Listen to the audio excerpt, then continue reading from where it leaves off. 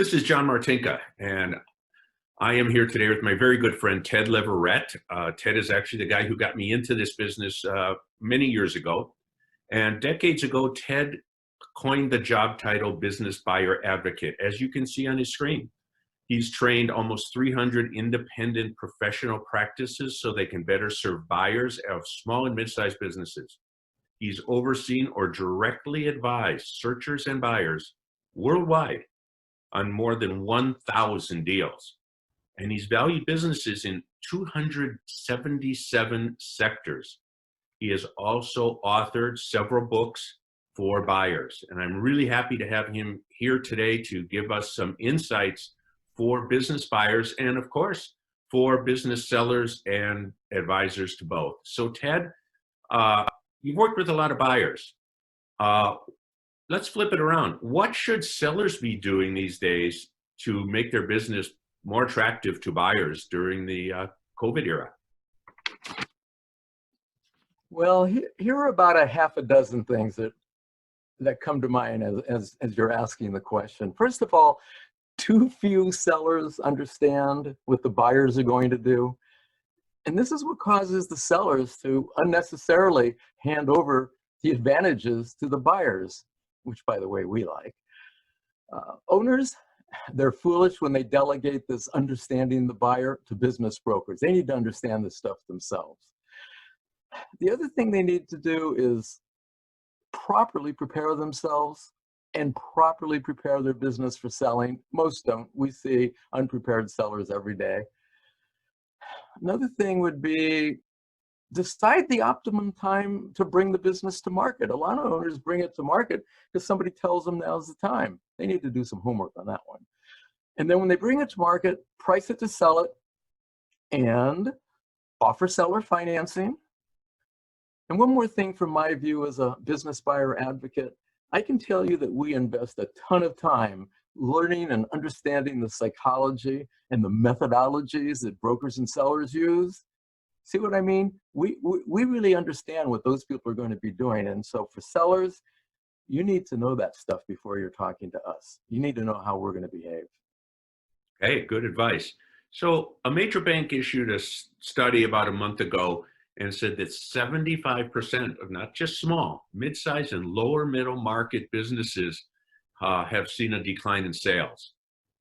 What advice would you have for the buyers who, when they aren't finding one of those 25%, say, I'm going to go for the best of the rest, and because I know I can fix it? That's a good one. It's no different today than it's been in my decades of doing this. Troubled businesses are successfully bought mostly by the most experienced turnaround managers, and it's a sucker bet for any other buyer. The savvy searchers, they're looking for proven, profitable, mature. They're looking for businesses that survived and maybe even thrived during the Great Recession, and right now they're doing fine. So ignore the fixers. Okay. You said you valued businesses in 277 sectors. What are your thoughts on valuations, multiples, terms, conditions in the next 6 to 12 months, given what we're going through? Well, I can talk about multiples. I don't think, I know, and we're seeing it already. Multiples will drop and are dropping for lousy businesses. Why? Because you've got to find a greater fool, somebody who wants to take a loser off somebody else's hands. And unless somebody is totally stupid, they're not paying the multiples the kinds of business is sold for. The other thing is, I'm pretty sure the multiples are going to stay the same. In fact, I think they're going to temporarily go up in some sectors. And I'm talking about the best businesses in some of the sectors that have not been hurt too much by the pandemic. But don't forget the looming financial crisis. Things can change as that unwinds. So what it's going to come down to is what it always comes down to. Whoever's more motivated, the seller or the buyer, that's going to determine the multiple. That is the top thing, motivation, isn't it? Absolutely. Okay. Should buyers be adjusting their search or any other parts of their process at this time? Well, I thought you wanted to ask me something about the conditions that were changing. Oh, yeah, well, I was part of that other question, yeah. So why don't we go back and what do you think terms and conditions will change? Terms and conditions? Yeah. Well, absolutely. Right now, there's more seller financing, and there are other terms that are going to enable deferral of part of the price. The buyers pay the business, and some of these payments should be and are conditional upon the performance of the business after closing. Just before we started, about 20 minutes ago, I got an email out of Chicago, a law firm by the name of Cheng Cohen, top franchisor law firm in America, one of the best. I've known them for, I don't know, 15 or 20 years. Here's what they say. They say the FTC, that's the Federal Trade Commission's franchise rule and various state laws require franchisors to amend their FDD, that's the franchisor disclosure document, upon the occurrence of a material event or a material change in the information provided in the FDD. And what we're really looking at here is, it's called item 19, and this is where the franchisor makes some disclosures about how well the new franchisee is going to do. It's the financial performance representation. Cheng Cohen says that these representations were made at the time the FDD was filed and approved by the states. So things have changed since then.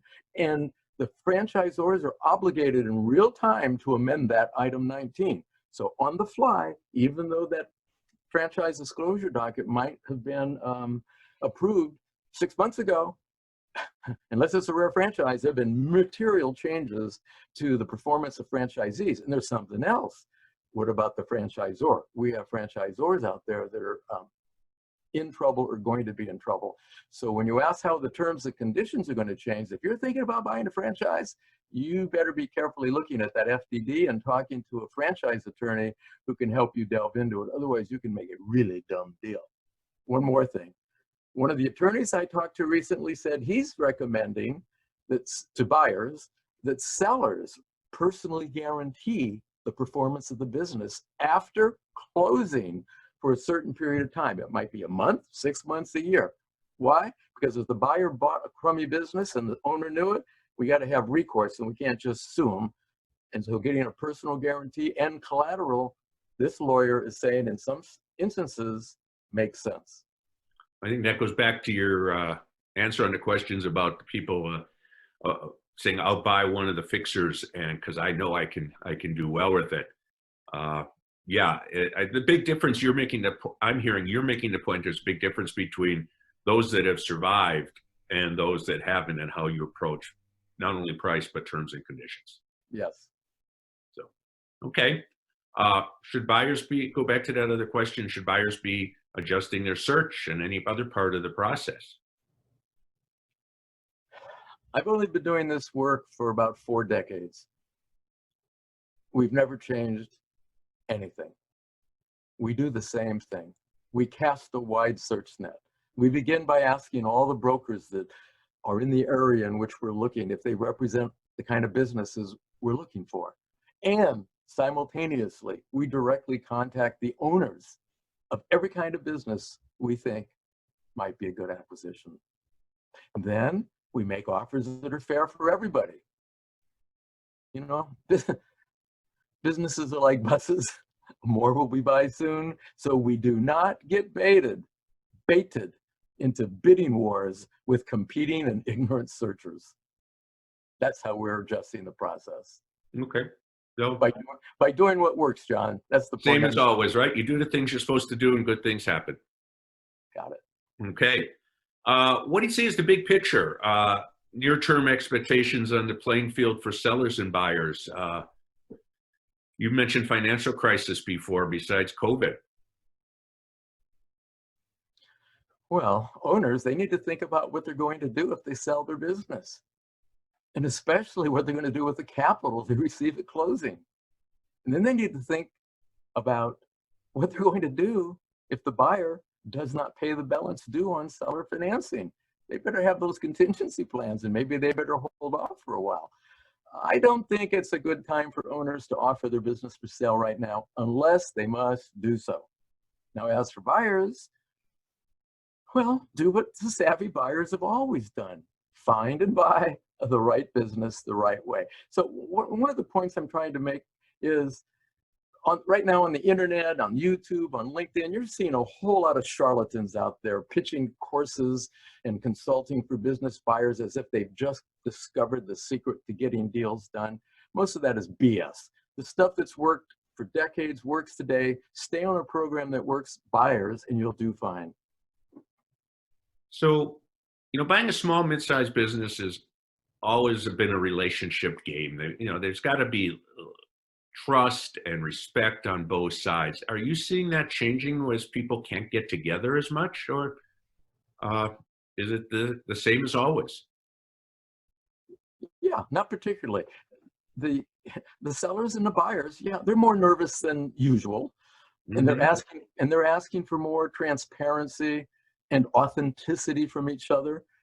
But that's supposed to be there all the time anyway.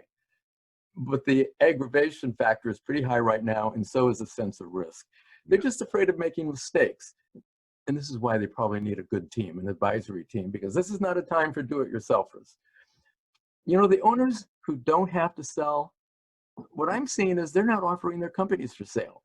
I don't care what they tell you. I mean, sellers and brokers, others will tell you these owners don't have to sell their wonderful business, but they just think it's a good idea. Oh, baloney. The advantage to us is when we're well prepared and well advised, we can detect why the owners are really selling. And believe me, it's not a smart time for an owner to sell a business in this environment if it's a good business. Why not just milk the cash flow for a while? Now, what about the buyers, their relationships? Yeah, they're working on those relationships, but they're also letting the world know that they have a wait and see attitude too. So there's no reason to be rushed into a deal just because a buyer and seller are romancing each other. I asked you before about the short-term effects on valuations and other things regarding deals because of COVID. You see it any different for the long-term effect of what's going on now? Possible resurgence, lingering effects, etc. Yeah, I suppose. Something I said earlier, owners need to price it to sell it. It's all it takes to sell a business, price it to sell it. And one of the things that's necessary today is I'm speaking to owners, you need to provide flexible terms. You need to have some guarantees for buyers. Why? Because we can just wait. And that includes financing some of the purchase price. The other thing that the well-prepared searchers are doing is really showing the owners and sellers and the brokers that they should be the first choice. So in other words, well-prepared searchers, if they look good enough, the buyer competition can evaporate, and the sellers and the brokers want to talk to them. And then the idea is once the brokers and sellers say, boy, this is the buyer I hope buys the business, then we've got to efficiently go through all the motions to achieve the done deal. Messing around with sellers and brokers, that's not a good idea anymore. Move it right along. Okay. There's something. Oh, go ahead. This topic, I can't get it out of my mind, this topic of buyer competition. What's happening right now, because I'm asked all the time, are there more buyers out there? In the brokerage field, if you go to LinkedIn every day, you'll read 3 or 4 posts, oh, the buyers are coming out of the woodwork. Yeah, well, they're not the buyers. They're the searchers. Nobody's a buyer until they bought. And so what we have are a whole lot of ill-informed and ill-prepared searchers. They're flooding the marketplace. They're risking the confidentiality of the small businesses. These are amateurs, and they're making brokers and owners crazy. Why? Because they don't know what they're doing. They're asking inane questions. We need to get rid of those people. We need to ignore them, brokers and sellers. So what I'm hearing from you is, the old statistic that 90% of people who say they're going to buy a business never do is probably up a bit from that, given what's going on. It's way up a bit. It's way up a bit from that. Oh my God, yes. Yeah, well, that happens every time there's any kind of crisis, doesn't it? From the dot-com to 9/11 to Great Recession to this, it is. So I'm going to finish up with one more question for you, Ted, and then if you have any other thoughts you'd like to get out? You know, as you see buyers out there, are they seeking anything different because of COVID? I mean, other than it has to be a good business, have they changed their focus on type of business, size of business, etc.? Well, there are a lot of amateur searchers and buyers out there, and they're doing incredibly stupid things. But the searchers who were smart enough to do their homework and hire the right kind of advisory team before they entered the playing field, well, they're doing what the smart searchers always did. And they're finding and they're buying mature, profitable, and fairly priced businesses that have and will continue to have proven sustainable advantages. It really is that simple. Okay. Any final thoughts for the viewers here? Assemble the right kind of advisory team, people who've known to facilitate these kind of deals. Okay. So I really appreciate you taking the time to do this, Ted. I know people will get value from this, not only buyers, but sellers and advisors also. It's great information. And again, it's Ted Leverette, my good friend, who got me into this business. And I wish you well. Enjoy the rest of the summer, Ted.